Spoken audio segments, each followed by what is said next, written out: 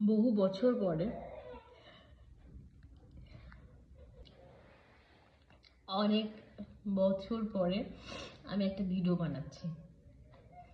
সেটা হচ্ছে, আমি ইউটিউব দেখে, মানে ইউটিউবে অনেক রেসিপি আমি দেখেছি। দেখার পর মনে হলো যে আমাকে একটু ট্রাই করা উচিত বা আমি একটু খাবো।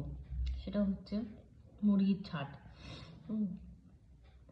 ছেটে ওর রান্না আর কি, মানে ওই গায়ের চামড়া, তারপর হচ্ছে পা, এইসব দিয়ে রান্নাটা করেছি। আমি ইউটিউব দেখেই করেছি। আচ্ছা, কিন্তু আমি খেতে পাচ্ছি না, কেমন একটা গন্ধ। মানে আমার টাকা পয়সার বাস খেলাম আমি। মানে ভিডিওটা না বানিয়ে আমি থাকতে পারলাম না, তো বানাচ্ছি। এবার আমি দিক দেখাচ্ছি যে কত সুন্দর বানিয়ে, দেখতে যতটা ভালো লাগছে ততটা খেতে আমি পাচ্ছি না, এক পিসও খেতে পারিনি।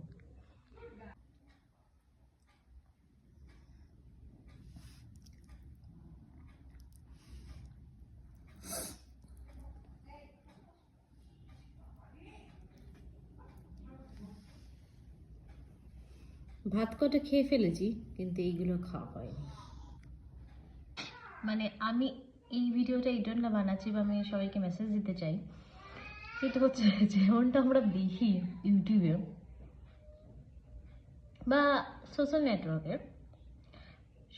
নেটওয়ার্কের, আমি এই ভিডিওটা বললে বোঝাতে চাই যে আমরা আজকাল লাইফ নিয়ে সোশ্যাল নেটওয়ার্কে পুরো সম্পূর্ণটা তুলে ধরি, বা একে ওকে জাজ করা শুরু করে দিই।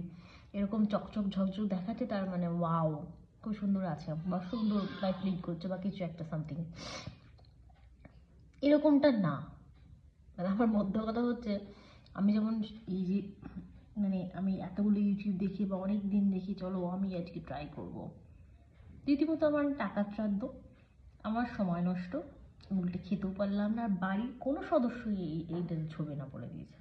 এবার তার মধ্যে ঝগড়া অশান্তি তো আছেই। আমার হাজব্যান্ডটা পারলে ঘর থেকে বের করে দেয়, কিন্তু আমি বললাম না, আমার যেটা আমি একবার খাবো। মানে এই হচ্ছে অবস্থা। মানে আমি দেখে ট্রাই করলাম, খেতে পারলাম না। I am so sorry. তো যারা ভাবছো ওরকম বানাবে, বিশ্বাস করো বানিয়েও না, খেতে পারবে।